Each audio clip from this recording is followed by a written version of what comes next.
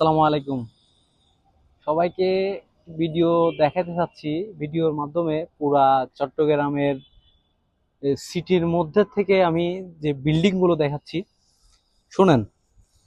এখানে আমার আশেপাশে আমার যতদূর চোখ যায়, 10 কিলোমিটার 15 কিলোমিটার যত চোখ যায় তত দূরের ভিতরে সালে বিল্ডিং আর বিল্ডিং।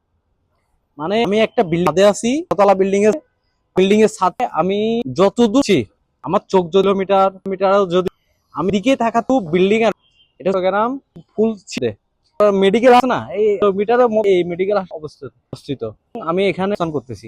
তো আসলে ভাঙো যদি মানুষের পাশে দুর্নীতি না, মানুষের না করতো, হ্যাঁ, বাংলাদেশ আরো দূরে এগিয়ে যেত। হ্যাঁ, দেশ আমাদের মাননীয় প্রধান শেখ হাসিনা যখন ছিল বাংলাদেশ, তখন বলতো যেটা আমার বানাবো ডিজিটাল বাংলাদেশ।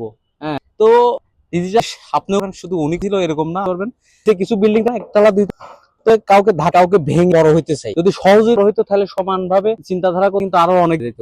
করতেছে কেউ জুলুম বিল্ডিং করতেছে, কেউ সদস্য যদি সবাই চিন্তা করতো কিন্তু আরো অনেক দিত। হ্যাঁ, আর সবাই যদি সঠিকভাবে সৎভাবে কাজের পরিচালনা হলে নকশই আরো বরকল্লা।